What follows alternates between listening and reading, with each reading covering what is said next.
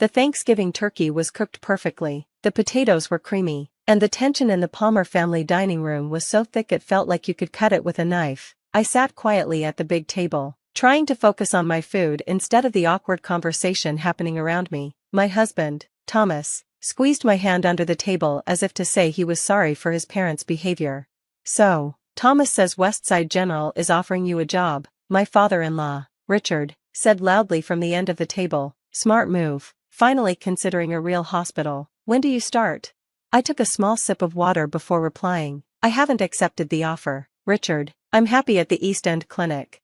His surprised face would have been funny if it wasn't so rude. "You can't be serious," Margaret, my mother-in-law, said, her diamond bracelet clinking against her wine glass. "That place? In that neighborhood?"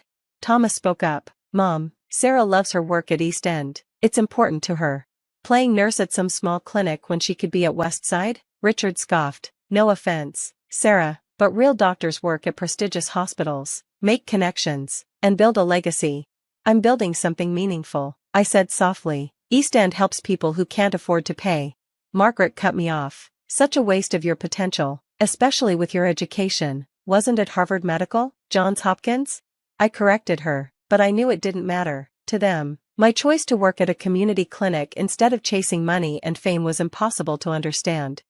"Well," Richard raised his glass, "to Thomas's real achievement, becoming a partner at Palmer Investments at just 32, the youngest partner in the firm's history." I raised my glass with everyone else, genuinely proud of my husband. Thomas worked hard, even if his father's company made the road easier for him. "At least one of you understands ambition," Richard added, making sure to insult me in the process. On the way home, Thomas apologized. "I'm sorry about my parents. You know how they are." I did know. Richard and Margaret Palmer only cared about big names, money, fancy houses, and social status. To them, my job at the East End Clinic was a waste of my medical degree. But what they didn't know, what almost no one knew except Thomas and my closest colleagues, was that I wasn't just a doctor at East End Clinic. I was Dr. Sarah Chin Palmer, the chief of cardiology at Boston Memorial Hospital, one of the best heart hospitals in the country. I split my time between my hospital work and the clinic, which Boston Memorial had created as a community outreach program under my leadership. I had never bothered to correct my in-laws' assumptions about my career. At first, it was because they didn't care enough to ask. Later, it became a matter of principle. I refused to measure success by their shallow standards. Thomas kept telling me to tell them the truth. "They're being ridiculous, Sarah. If they knew you were one of the top cardiologists in the country, then what?" I'd reply. "They'd only care about the Boston Memorial part and ignore the rest. They'll never understand why I spend time at the clinic." So, I let the misunderstanding continue, keeping family conversations focused on Thomas's career and safe topics. It wasn't ideal, but it kept the peace during the few times we saw them each year. I couldn't have predicted how quickly things would change just 3 weeks after that Thanksgiving dinner. The call came at 2:17 a.m. On a Tuesday. I was already at Boston Memorial, having been called in for an emergency heart surgery 2 hours earlier. "Dr. Palmer," said the ER resident, sounding tense, "we have a 64-year-old male with a severe heart attack being rushed in. The ambulance will be here in 4 minutes. Prep the cath lab." I replied quickly, "Have blood work ready and alert the surgical team." "Yes, doctor. One more thing, the patient's name is Richard Palmer. Any relation?"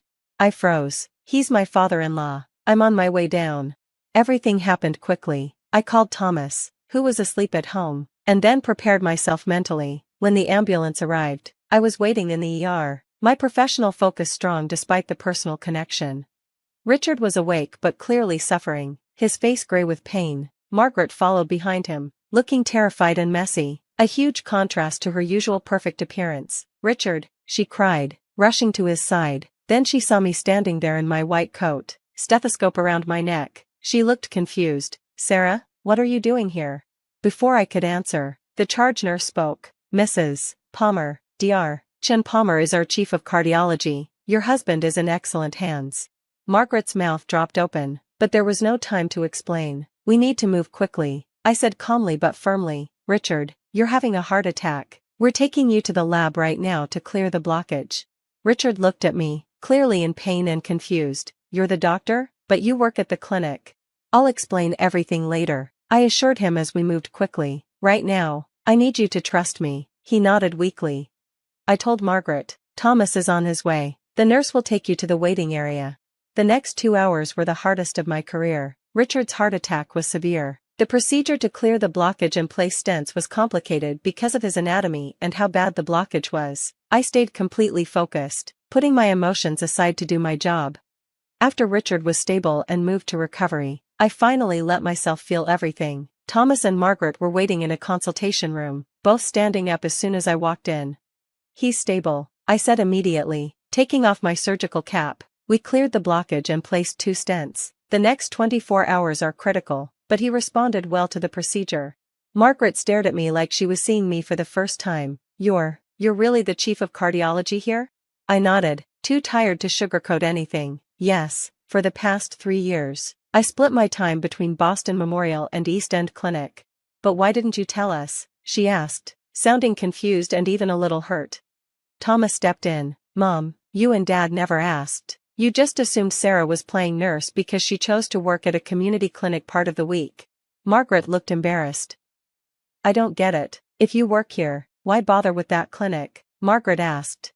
I sat down, feeling tired after being on my feet for almost 8 hours. Because medicine isn't just about status or money, Margaret. East End Clinic helps people who would be ignored by the healthcare system. We catch heart problems before they become emergencies, like Richard's. We manage long-term illnesses that would otherwise go untreated, and we do it even if people can't pay. But you could focus only on your work here, she said, sounding less sure of herself.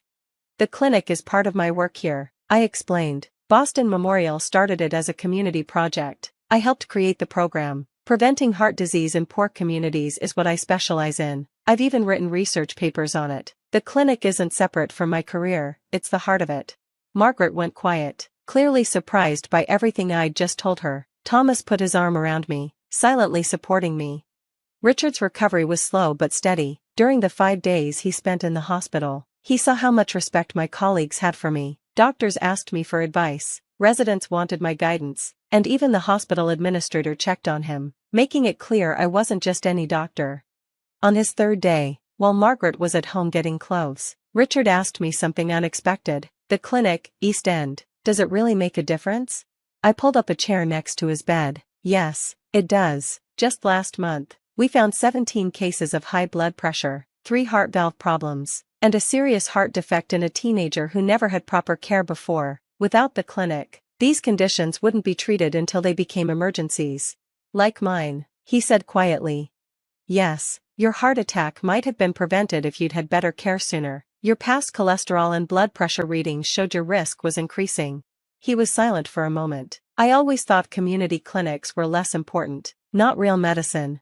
A lot of people think that, I replied, checking his fore without saying more. I was wrong, he said, so softly I almost didn't hear him.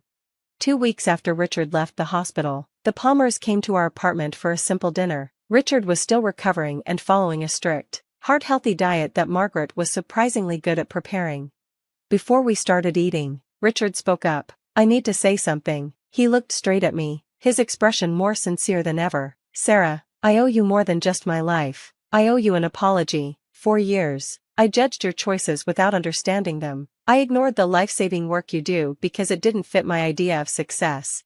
Margaret nodded and added, we both did. We were so focused on our own ideas of what matters that we didn't see the incredible doctor you are, not just at Boston Memorial, but especially at East End. Thomas squeezed my hand under the table, this time out of happiness instead of comfort. Thank you, I said, that means a lot to me. Richard continued, Margaret and I have been talking about how we can support East End Clinic. I understand from Thomas that you've been trying to raise money to expand the clinic. I looked at Thomas, surprised. He gave me a shy smile. Dad asked how he could help. I mentioned the expansion project you've been working on. Richard nodded. The Palmer Foundation wants to provide a grant to cover the whole expansion, $2 million, with extra money to keep the clinic running. I was speechless. Expanding the clinic had been my dream for years, more exam rooms, a place for imaging tests, and longer hours to help more patients. Richard, Margaret, that's incredibly generous, I finally managed to say. It's the least we can do, Margaret said, and I've been looking over the foundation's donations. We haven't done nearly enough to support healthcare. Richard added with a smile. Also, Seeing the $287,000 hospital bill for my care made me realize how important prevention really is. Later, when Richard and Margaret had gone home, Thomas hugged me. "So, how does it feel to finally be appreciated by my parents?" I laughed. "Surreal. I still can't believe your father went from calling me a nurse to funding a clinic expansion in less than a month. Nothing like a near-death experience and a giant hospital bill to change someone's mind," Thomas joked. "I didn't want them to find out like this," I said more seriously. "No one should go through what your dad did." Thomas nodded. "I know, but maybe something good will come from it. The expansion will help thousands of people, Sarah." 6 months later, I stood beside Richard and Margaret at the groundbreaking ceremony for the newly named Sean Palmer Cardiovascular Center at East End Clinic. My patients, some of whom had taken off work to be there, watched with pride as I was honored, not just by hospital leaders and politicians, but by my in-laws who had once disapproved of my work. "This center will bring life-saving heart care to our community," I told the crowd. "No one should have to wait until it's too late to get the care they need." After the ceremony, I introduced Richard and Margaret to our staff and patients. One elderly woman held Margaret's hand and said, with tears in her eyes, "Your daughter saved my life last year. I couldn't afford to see a heart doctor anywhere else." Margaret, who once would have felt uncomfortable in this neighborhood, hugged the woman. "She saves a lot of lives," she said proudly, "including my husband's." That evening, Thomas and I walked home. "Are you ever going to tell them you turned down the chief position at Mayo Clinic last year?" Thomas asked. I laughed. "Let's not push it. They're still getting used to the idea that their daughter-in-law, who they thought was just a nurse, is actually helping to change how heart care is given to poor communities." He put his arm around me. "You know what I love most about this whole thing? You didn't do any of it to prove them wrong. You did it because it was the right thing to do." "Though," I admitted with a smile, "the look on your dad's face when he found out I was chief of cardiology was pretty satisfying." "Almost as satisfying as watching him write that $2 million check," Thomas joked. "No," I said seriously, "the best part is knowing the expansion will help thousands of patients. That's worth more than any title or recognition." I glanced back in the direction of the clinic, ready to continue the work that mattered most, making sure everyone could get the care they needed, one heart at a time.